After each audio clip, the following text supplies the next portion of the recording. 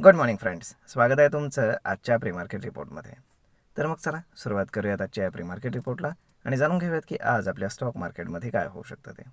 त्याआधी तुम्ही जर चॅनलवरती नवीन असाल तर चॅनलला सबस्क्राईब करायला बिलकुल विसरू नका. तर मग चला सुरुवात करूयात आजच्या व्हिडिओला. मित्रांनो, जर आपण काल रात्री US मार्केट जर पाहिलं तर US मार्केटमध्ये आपल्याला जास्त व्होलॅटिलिटी काल पाहायला मिळाली आणि US मार्केट ऑलमोस्ट 1% आसपास डाऊन क्लोज झालेलं आहे. परंतु बेसिकली याच्यामागे नक्की काय रिझन आहे ते आधी आपण जाणून घेऊयात. तर जसं मी तुम्हाला कालच सांगितलं होतं की काल रात्री जी काही फेडची मीटिंग आहे तर ती होती आणि त्यानंतर इंटरेस्ट रेट डिसिजन होणार होता, जो ऑलमोस्ट फ्लॅट राहिलेला आहे की जे ऑलमोस्ट एक्सपेक्टेड होतं. परंतु जे एक्सपेक्टेड नव्हतं ती गोष्ट म्हणजे अशी आहे की फेडच्या चेअरमॅननं हॉकिश स्टेटमेंट केलेलं आहे. ओके, त्यांनी जे काही फ्युचर प्रोजेक्शन्स आहेत तर त्याच्यामध्ये इन्क्रीज केलेलं आहे. म्हणजेच काय, जेणेकरून आपले जे इंटरेस्ट रेट आहेत तर ते थोडेसे इन्क्रीज होतील एंड ऑफ डिसेंबर, असं त्यांचं म्हणणं आहे. आणि त्यामुळे तिथे ते मार्केटला आवडलेलं नाही, त्यामुळे तिथे मार्केट थोडंसं डाऊन झालं. परंतु खूप जास्त रिॲक्शन काही पाहायला मिळालेलं नाही आहे. त्यानंतर दुसरी गोष्ट म्हणजे ट्रम्पनं G7ची मीटिंग होती, त्यामध्ये काही स्टेटमेंट केलेले आहेत. त्यांनी सांगितलं की इराणने जर आमचं ऐकलं नाही तर आम्ही इराणवरती बॉम्बिंग करू. हे असं स्टेटमेंट आल्यामुळे क्रूड ऑइल प्राईस थोडंसं इन्क्रीज झालेलं आहे. फार जास्त नाही, परंतु मॉडरेट आहे. त्यानंतर त्यांनी जी काही पीस डील आहे तर त्याच्यावरती साईनसुद्धा केलं आहे. म्हणजे तुम्ही पहा, दोन स्टेटमेंट कॉन्ट्राडिक्टरी आहेत. एक तर ते म्हणतात की आमचं जर इराणनं ऐकलं नाही तर आम्ही बॉम्बिंग करू, आणि दुसरी गोष्ट त्याच वेळेस ते पीस डीलवरती साईन करत आहेत. त्यामुळे नक्की काय खरं काय खोटं ते त्यांनाच माहीत. त्यानंतर जर आपण आपल्या मार्केटकडे पाहिलं तर काल FIs हे चक्क बाईंग करत होते. जास्त नाही, पण 100 कोटींच्या आसपास बाईंग केलं आहे.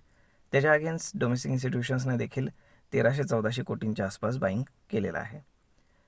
जर आपण आता गिफ्ट निफ्टी पाहिलं तर गिफ्ट निफ्टी इंडिकेट करते की मार्केट साधारण एक 50 ते 60 पॉईंट गॅप डाऊन ओपन होईल. म्हणजेच काय की आज 24,000 ही जी लेवल आहे ती क्रुशल राहणार आहे. म्हणजेच काय की जर फेडच्या चेअरमॅनचं जे हॉकिश स्टेटमेंट आहे त्याला जर मार्केटनं रिॲक्ट केलं तर मार्केट फर्स्ट हाफमध्येच इमिजिएट 24,000 ब्रेक करून खाली जाईल. आणि जर रिॲक्ट केलं नाही, कारण पीस डील एका बाजूनं म्हणजे अमेरिकेच्या बाजूनं तर ऑलरेडी साईन झालेली आहे, फक्त त्याच्यावरती उद्या स्वित्झर्लंडमध्ये जे इराण आहे तर ते साईन करेल.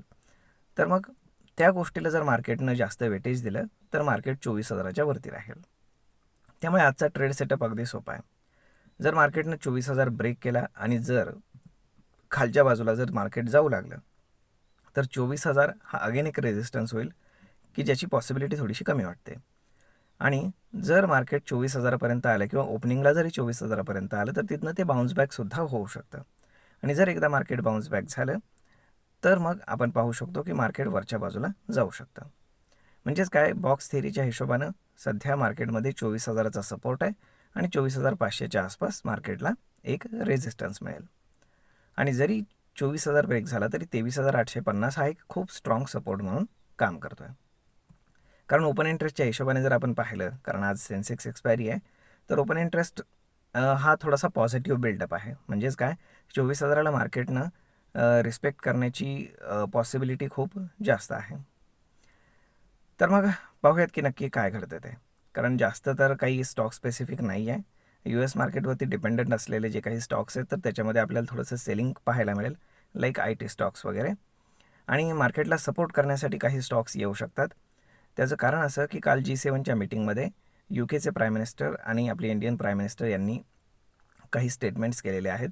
तर त्यानुसार जे काही US आणि जे काही FTA आपलं झालेलं आहे EU सोबत, युरोपियन युनियनसोबत, तर ते इम्प्लिमेंट खूप फास्ट करण्याची प्रोसेस सुरू झालेली आहे. त्यांचं म्हणणं असं आहे की पुढच्या 1 महिन्यामध्येच याच्यातल्या ज्या काही महत्त्वाच्या गोष्टी आहेत त्या सॉर्ट आऊट केल्या जातील आणि एंड ऑफ द डिसेंबर हे पूर्णपणे ॲग्रीमेंट कंप्लीट केलं जाईल आणि जानेवारी 2027पासनं ते इम्प्लिमेंटसुद्धा केलं जाईल.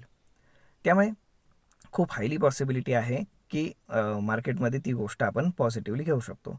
त्यामुळे जे काही युरोपियन युनियनमध्ये आपले लोक किंवा आपल्या ज्या काही कंपनीज आहेत ज्या सप्लाय करतात मोस्टली, तर त्यांच्यासाठी ती गोष्ट पॉझिटिव्ह आहे.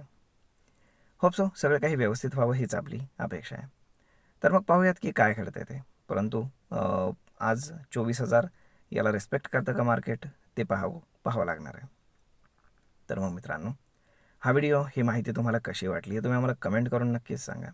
आणि जर आवडली असेल तर आपल्या जवळच्या मित्रमंडळींसोबत देखील हा व्हिडिओ तुम्ही शेअर करायला विसरू नका. धन्यवाद.